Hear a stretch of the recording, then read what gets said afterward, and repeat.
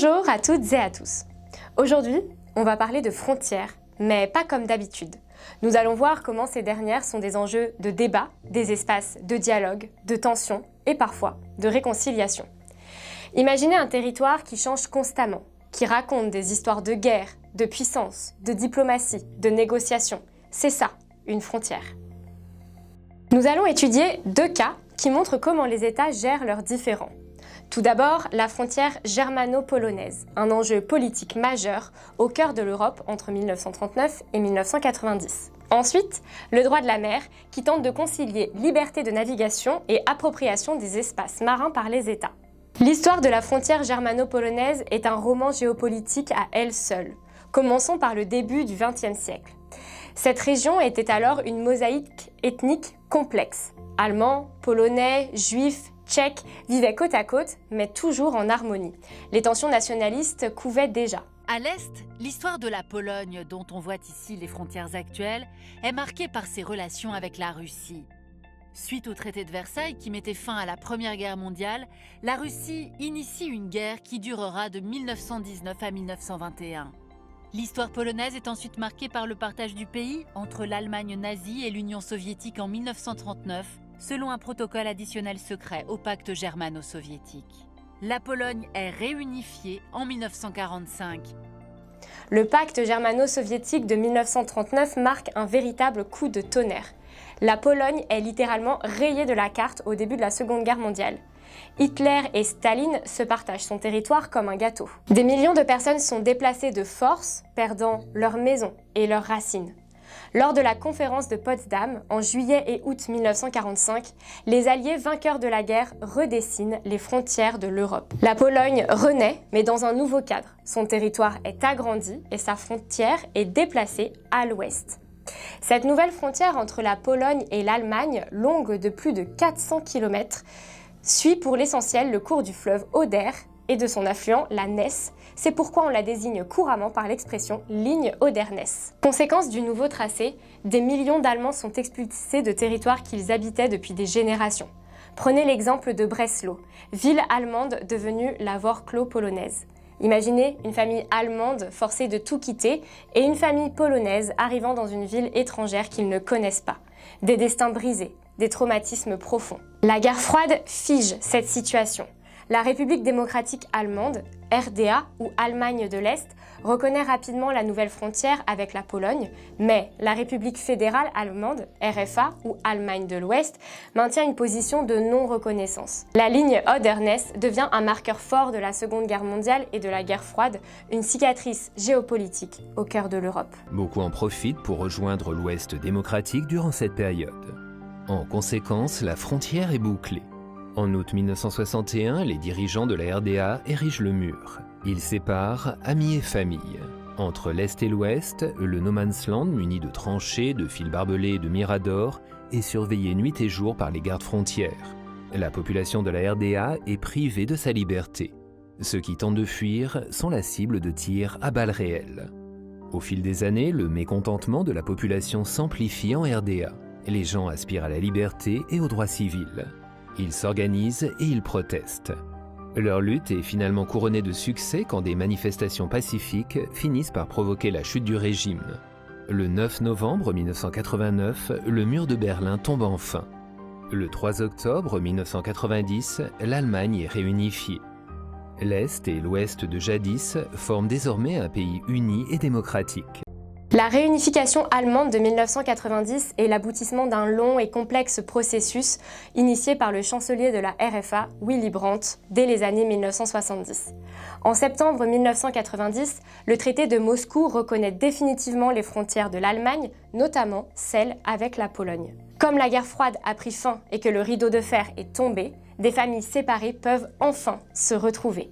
Une frontière qui était un symbole de division devient un espace de réconciliation et de dialogue. Aujourd'hui, cette région est un exemple de réconciliation européenne. Des villes comme Görlitz-Zgorzelec, coupées en deux pendant des décennies, sont redevenues un espace de vie commun. Et maintenant, direction la mer. Parce que les frontières, ce n'est pas que sur Terre. Les mers et les océans occupent 71% de la surface de la planète. Mais qui les possède? Qui peut exploiter leurs ressources? L'histoire du droit maritime, c'est l'histoire d'une négociation internationale qui s'ouvre dans les années 1950 et se poursuit jusqu'à aujourd'hui. Avant la convention de Montego Bay en 1982, c'était un peu le Far West maritime. Les règles n'étaient pas très claires. Certains pays comme l'Espagne ou le Portugal revendiquaient des droits exclusifs sur des océans entiers, mettant en avant l'argument historique « on a été les premiers, donc c'est à nous ». Mais avec le développement de la pêche industrielle, la multiplication des routes commerciales, l'exploitation grandissante des ressources offshore, tout change. Comment partager les mers et les océans sans se faire la guerre ? Organisée en 1982 sur l'initiative de l'ONU, la Convention de Montego Bay, c'est un peu le code de la route des océans. Elle délimite ce qui relève de la souveraineté des États et ce qui relève de la haute mer, située au-delà des juridictions des États. 5 zones principales sont définies. Les eaux territoriales, la zone contiguë, la zone économique exclusive, le plateau continental et la haute mer. Chaque zone a ses propres règles. Une fois cette ligne de base établie, toute l'eau située à l'intérieur correspond aux eaux intérieures. Facile. De cette ligne de base s'étend une première zone de 12 000 marins, ce qui correspond à 22,22 km. On va arrondir à 22. Voilà, à présent vous êtes dans les eaux territoriales. L'État est totalement souverain, il y fait ce qu'il veut, et pour les autres pays, il leur faut une autorisation pour entrer, pêcher et circuler. Une fois qu'on rajoute la même distance de 22 km depuis la limite des eaux territoriales, on obtient les eaux contiguës. L'État riverain peut exercer des contrôles policiers et fiscaux, droit de poursuite et d'arrestation dans le cadre de la lutte contre les stupéfiants, trafic de clandestins, fraude fiscale et douanière. Donc en gros, l'État n'exerce pas sa pleine souveraineté, uniquement dans le domaine des douanes, de la fiscalité, de la santé et de l'immigration. Pour la zone suivante, il va falloir dézoomer un peu. En tirant un trait de 200 000 marins, soit 370 km, depuis la ligne de base, on obtient la ZEE, la zone économique exclusive.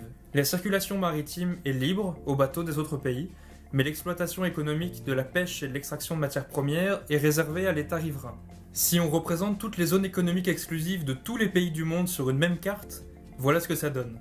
Plus vous vous éloignez des côtes, plus la mer devient à la fois un terrain de liberté et de partage. Si une gouvernance mondiale a pu être mise en place, le droit de la mer ne va pas sans tension ou sans limite. Prenons l'exemple de la mer de Chine méridionale. C'est un concentré de tensions géopolitiques. La Chine revendique presque tout l'espace. Les pays voisins, Vietnam, Philippines ou Malaisie, contestent et le droit international leur donne raison. L'enjeu est de taille car 1/3 du commerce maritime mondial passe par cette mer. La mer de Chine méridionale s'étend du détroit de Taïwan au nord jusqu'au sud du Vietnam et au nord de l'île de Bornéo en Malaisie. Et à l'intérieur, voici l'archipel des îles Spratleys. Cet archipel est constitué de 14 îles principales ainsi que d'une centaine d'îlots qui restent émergés à marée haute. Et ce point est important car cela permet l'établissement de ZEE à partir de ces îlots, ce qui n'aurait pas été le cas s'ils étaient submergés à marée haute. Cette zone est stratégique au niveau économique et géopolitique car elle comprend d'une part une réserve de pêche non négligeable et des réserves hypothétiques en pétrole et gaz dans ses sous-sols, et c'est d'autre part un point de passage d'une très grande partie du transport de marchandises mondial, du fait notamment de la proximité avec la Chine. L'Arctique est un autre théâtre d'affrontements et de négociations.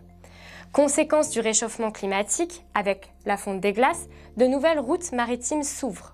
La Russie, les États-Unis, le Canada se positionnent, tout comme la Norvège ou le Danemark, autant de pays qui ont des territoires jouxtant l'Arctique, un espace riche en ressources et stratégique en termes de circulation maritime.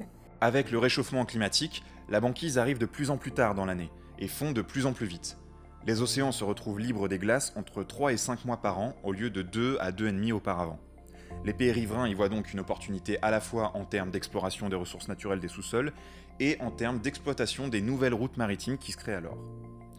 Les ZEE jusqu'aux 200 000 marins ayant déjà été négociés et déterminés autour du pôle Nord par chacun des États, l'enjeu se situe ici autour des plateaux continentaux.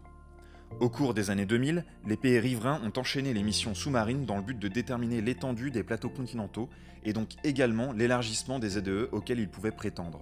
Cela a conduit à des mésententes. Par exemple, la Russie soutient que la dorsale de Lomonosov, chaîne de montagnes sous-marines, est l'extension de leur plateau continental, lorsque le Danemark, au contraire, soutient que cette dorsale fait géologiquement partie du Groenland. Quant au Canada, il estime qu'elle prolonge l'archipel arctique canadien. Mais ce n'est pas le seul point de tension.